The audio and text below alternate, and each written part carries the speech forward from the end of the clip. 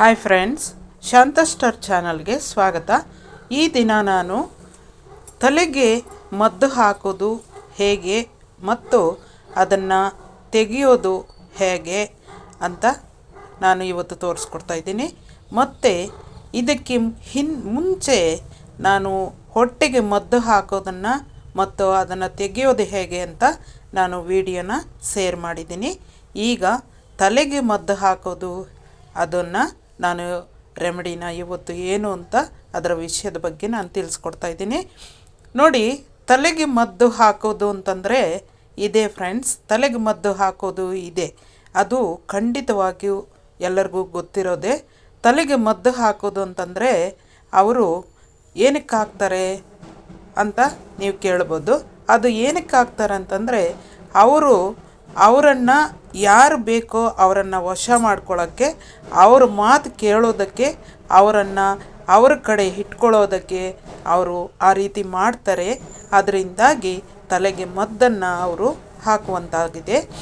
ತಲೆಗೆ ಮದ್ದು ಹಾಕಿದರೆ ಅವರು ಯಾವ ರೀತಿ ನಡ್ಕೊಳ್ತಾರೆ ಅಂತಂದರೆ, ಆ ಮದ್ದು ಹಾಕಿಸ್ಕೊಂಡವರು ಮನೆಯಲ್ಲಿ ಪ್ರತಿದಿನ ಏನೋ ಒಂದು ಗಲಾಟೆ ಮನೆಯಲ್ಲಿ ಮಾಡ್ತಾ ಇರ್ತಾರೆ.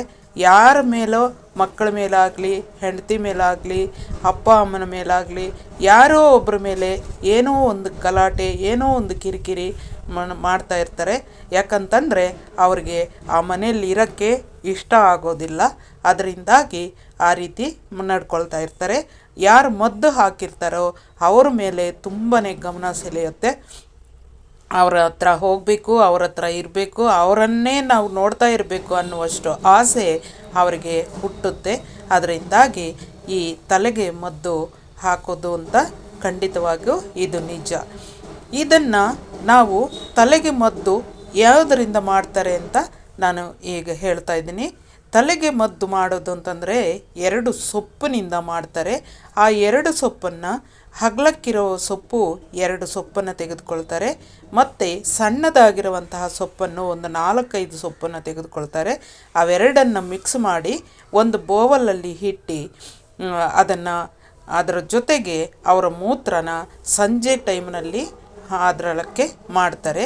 ಮತ್ತು ಮಾರನೇ ದಿನ ಆ ಮೂತ್ರನ ಚೆಲ್ಲಿಬಿಟ್ಟು ಮತ್ತೆ ಮಾರನೇ ದಿನ ಸಾಯಂಕಾಲ ಮತ್ತೆ ಅದಕ್ಕೆ ಹೊಸ ಮೂತ್ರನ ವಿಸರ್ಜನೆ ಮಾಡ್ತಾರೆ.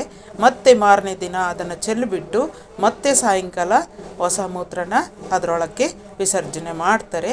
ಈ ರೀತಿ 3 ದಿನದ ನಂತರ 4ನೇ ದಿನ ಅದನ್ನು ನುಣ್ಣಗೆ ಹರಿದು ಬಿಟ್ಟು ಅದನ್ನು ಒಂದು ಬಾಕ್ಸ್ಗಾಗಲಿ ಒಂದು ಚಿಕ್ಕ ಬಾಟಲ್ಗಾಗಲಿ ಹಾಕಿ ಇಟ್ಕೊಂಡಿರ್ತಾರೆ. ಅದನ್ನು ಅವರು ಯಾರಿಗೆ ಹಾಕಬೇಕೋ ಅವ್ರಿಗೆ ತಲೆಗೆ, ನಿಮಗೆ ತಲೆ ಬಾಚ್ತೀನಿ ಬಾ, ಇಲ್ಲ ನಿಮಗೆ ಎಣ್ಣೆ ಹಚ್ತೀನಿ ಬಾ ಅಂತ ಕರೆದು ಅವರಿಗೆ ಒಂದು ಬಟಾಣಿ ಕಾಳಷ್ಟು ಅದನ್ನು ಆಯಿಲ್ ಜೊತೆಗೆ, ಅಂದರೆ ಕೊಬ್ಬರಿ ಎಣ್ಣೆ ಆಗಲಿ ಇಲ್ಲ ಹರಳೆಣ್ಣೆ ಆಗಲಿ, ಯಾವ ಆಯಿಲು ತಲೆಗೆ ಹಾಕ್ತಾರೋ ಆ ಆಯಿಲ್ ಜೊತೆಗೆ ಮಿಕ್ಸ್ ಮಾಡಿ ಅದನ್ನು ತಲೆಗೆ ಸವರಿ ಬಿಡ್ತಾರೆ.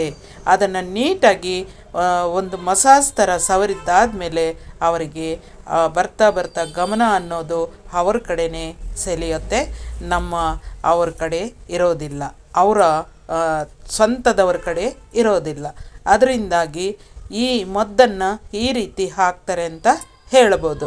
ಮತ್ತು ಇದನ್ನು ರಿಮೂವ್ ಮಾಡೋದು ಹೇಗೆ ಅಂದರೆ, ಇದನ್ನು ಯಾವ ರೀತಿ ತೆಗಿಬೇಕು, ಏನು ಮಾಡೋದು ಅನ್ನುವಂಥದ್ದು ಭಯ ಇರುತ್ತೆ. ಅದರಿಂದಾಗಿ ಅದಕ್ಕೊಂದು ನಾನು ರೆಮಿಡಿನ ಹೇಳ್ತಾ ಇದ್ದೀನಿ. ನೋಡಿ, ಒಂದು ದಪ್ಪದಾದಂತಹ ಈರುಳ್ಳಿನ ತೆಗೆದುಕೋಬೇಕಾಗತ್ತೆ. ಈಗ ನಾವು ಹೇಳುವಂಥ ಮದ್ದನ್ನು ತೆಗಿಬೇಕಂತಂದರೆ ಅವರು ಅದೇ ಮದ್ದನ್ನು ಹೊಟ್ಟೆ ಕೂಡ ಸೇರಿಸ್ಬೋದು. ಅದನ್ನು ಒಂದು ಬೋಂಡ, ಬಜ್ಜಿ ಇಲ್ಲ ಒಬ್ಬಟ್ಟು, ಹೋಳಿಗೆ ಉಂಡೆ, ಈ ರೀತಿ ಯಾವುದಾದ್ರೂ ಸರಿ ಅಂಥದ್ರಲ್ಲಿ ಅವರು ಹೊಟ್ಟೆಗೆ ಅದನ್ನು ಕೂಡ ಸೇರಿಸ್ಬೋದು. ಅದು ಹೊಟ್ಟೆಗೂ ಹಾಕ್ಬೋದು, ತಲೆಗೂ ಸೇರಿಸ್ಬೋದು. ಇಂಥ ಔಷಧಿ ಇದು. ಈ 2 ಸೊಪ್ಪಿನಿಂದ ಮಾಡಿರುವಂತಹ ಔಷಧಿ. ಇದನ್ನು ನಾವು ರಿಮೂವ್ ಮಾಡ್ಕೋಬೇಕಂತಂದರೆ ಸ್ವಲ್ಪ ಕಷ್ಟಕರವಾದಂತಹ ವಿಷಯನೇ.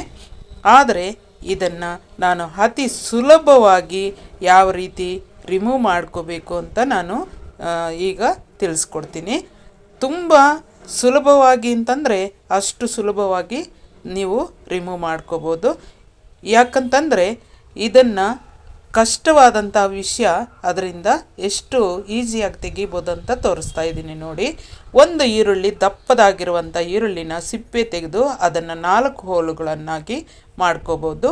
ಆ ಹೋಳುಗಳು ಮುರಿದು ಹೋಗ್ದಿರ ತಳದಲ್ಲಿ ಹಾಗೆ ಅಂಟುಕೊಂಡಿರಬೇಕು. ಆ ರೀತಿ 4 ಹೋಳುಗಳನ್ನು ಕಟ್ ಮಾಡಿಕೊಂಡು ಒಂದು ಕಡೆ ಇಟ್ಕೋಬೇಕು. ನಂತರ ನಾವು ಒಂದು ನಿಂಬೆ ಹಣ್ಣನ್ನು ತೆಗೆದುಕೊಂಡು ನೋಡಿ, ಆ ನಿಂಬೆ ಹಣ್ಣನ್ನು ಮೇಲ್ಭಾಗದಿಂದ ಅದನ್ನು ಕೂಡ 4 ಹೋಳುಗಳನ್ನಾಗಿ ಮಾಡ್ಕೋಬೇಕು. 4 ಹೋಳುಗಳನ್ನು ಮಾಡಿ ಆ ಈರುಳ್ಳಿ ಮಧ್ಯದಲ್ಲಿ ಅದನ್ನು ಸಿಕ್ಕಿಸ್ಬೇಕು. ಆ ಈರುಳ್ಳಿ ಮಧ್ಯದಲ್ಲಿ ಸಿಕ್ಕಿಸ್ಬಿಟ್ಟು ಆ ನಿಂಬೆ ಹಣ್ಣಿನ ಹೋಳುಗಳ ಮಧ್ಯೆ ನಾವು ಸ್ವಲ್ಪ ಕರ್ಪೂರನ ತೆಗೆದುಕೊಂಡು ಒಂದು 2-3 ಅಷ್ಟು ಮಾತ್ರೆಗಳಷ್ಟು ಕರ್ಪೂರನ ತೆಗೆದು ಅದರ ಮಧ್ಯೆ ಇಟ್ಟು ಅದನ್ನು ಹಚ್ಚಿಬಿಡಬೇಕು. ಬೆಂಕಿ ಹಚ್ಚಿದ್ರೆ ಅದನ್ನು ಸುಟ್ಟು ಕರಕಲಾಗಿ ಕಪ್ಪುಗಾಗಿ ಆ ನಿಂಬೆ ಹಣ್ಣು ರಸಕ್ಕೆ ಇಳಿಯುತ್ತೆ ಕರ್ಪೂರ. ಆ ನಿಂಬೆ ಹಣ್ಣಿನ ರಸ ಕೂಡ ಹೋಗಿ ಈರುಳ್ಳಿ ಜೊತೆಗೆ ಸೇರುತ್ತೆ. ಆಗ ನಿಂಬೆ ಹಣ್ಣು ರಸ ಮತ್ತು ಈರುಳ್ಳಿ ರಸ ಎರಡನ್ನು ಒಂದು ಪಾತ್ರೆಗೆ ನಾವು ಹಿಂಡ್ಕೋಬೇಕು. ಈರುಳ್ಳಿನ ಹರಿಬಾರ್ದು, ಹಾಗೆ ಹಿಂಡಬೇಕು. ಎಷ್ಟು ಬಂದರೆ ಸಾಧ್ಯ ಅಷ್ಟು ಹಿಂಡಬೇಕು.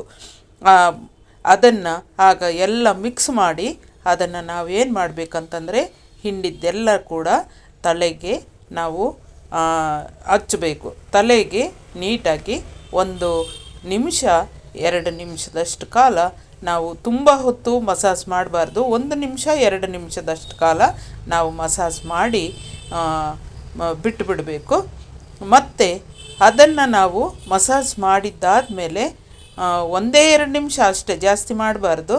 ಮತ್ತು ಹೊಟ್ಟೆಗೆ ಹಾಕಿರ್ಬೋದು ಅಂತ ಇಟ್ಕೊಳ್ಳಿ, ಎರಡಕ್ಕೂ ಆಗುತ್ತೆ ನೋಡಿ. ಕತ್ತನಿಂದ ಹಿಡಿದು ಹೊಟ್ಟೆಯ ತನಕ ಎಲ್ಲನೂ ಕೂಡ ಅದನ್ನು ರಸವನ್ನು ನಾವು ಅಂಟಿಸ್ಬಿಡಬೇಕು. ಅಂದರೆ ಮಸಾಜ್ ಮಾಡಿಬಿಟ್ಬಿಡಬೇಕು. ಬಿಟ್ಟಿದ್ದಾದಮೇಲೆ ಒಂದು ಅರ್ಧ ಗಂಟೆ ಇಲ್ಲ 20 ನಿಮಿಷ ಹಾಗೆ ಬಿಡಿ. ಬಿಟ್ಟಿದ್ದಾದಮೇಲೆ ಅವ್ರಿಗೆ ಮೋಷನ್ಗೆ ಹೋಗಬೇಕು ಅನಿಸುತ್ತೆ. ಇದನ್ನು ಬೆಳಗ್ಗೆ ಟೈಮಲ್ಲಿ ಮಾಡಬೇಕು. ಊಟಕ್ಕೆ ಮುಂಚೆ ಮಾಡಿದರೆ ತುಂಬಾ ಒಳ್ಳೆಯದು.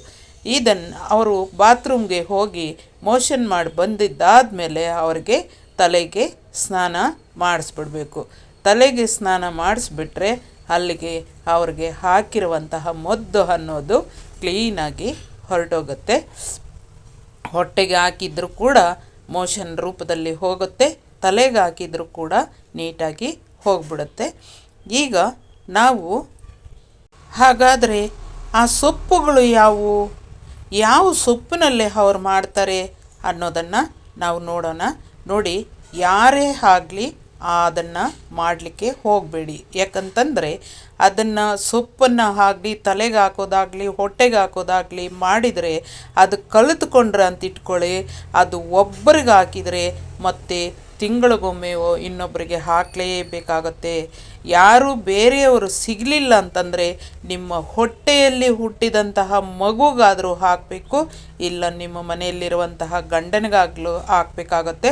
ಯಾರಿಗೋ ಒಬ್ಬರಿಗೆ ಹಾಕಲೇಬೇಕಾಗತ್ತೆ.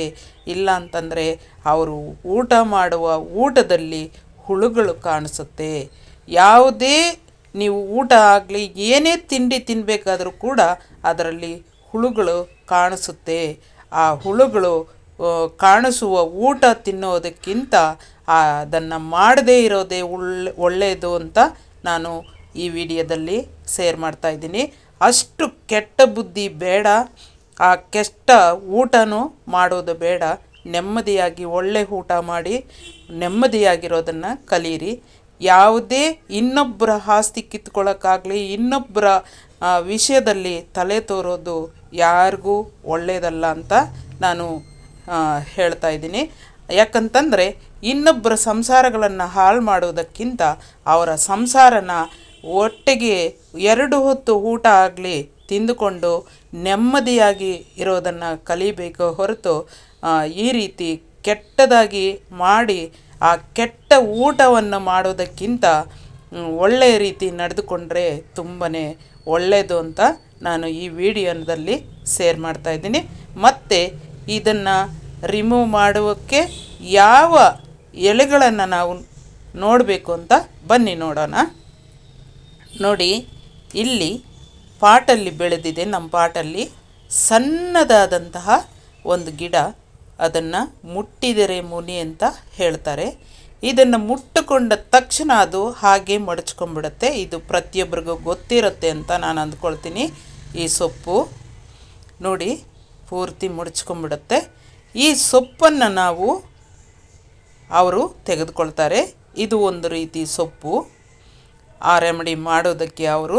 ಮತ್ತು ಇದು ನೋಡಿ ಬೆಳೆದರೆ ಈ ರೀತಿ ದೊಡ್ಡದಾಗಿರುತ್ತೆ.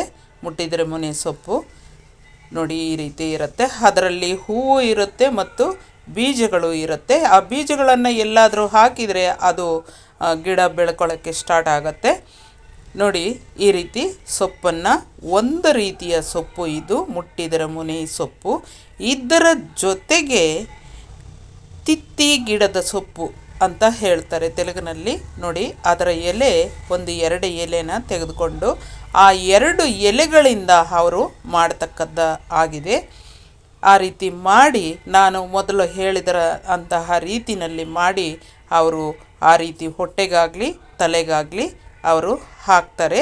ಅದರಿಂದಾಗಿ ತಾವು ಯಾರೇ ಆಗಲಿ ಅಂಥವರ ಸಹವಾಸ ಮಾಡದಿರ ದೂರ ಇರೋದೇ ಒಳ್ಳೆಯದು ಅಂತ ನಾನು ಶೇರ್ ಮಾಡ್ತಾಯಿದ್ದೀನಿ. ಅವರು ಮನೆಗಳಲ್ಲಿ ಊಟ ಮಾಡೋದು ಬೇಡ, ಅವರ ಸಹವಾಸನೇ ಬೇಡ. ಯಾಕಂತಂದರೆ ನಮ್ಮ ಆರೋಗ್ಯ ನಮ್ಮ ಕೈಯಲ್ಲಿ, ನಮ್ಮ ಆರೋಗ್ಯನ ನಾವು ಕಾಪಾಡ್ಕೋಬೇಕು ಹೊರತು ಇನ್ನೊಬ್ಬರ ಕೈಯಿಂದ ನಾವು ಹಾಳು ಮಾಡ್ಕೋಬಾರ್ದು. ಇದನ್ನು ಖಂಡಿತವಾಗಿ ಎಲ್ಲರೂ ತಿಳ್ಕೊಳ್ತೀರಾ ಅಂತ ಹೇಳ್ತಾಯಿದ್ದೀನಿ.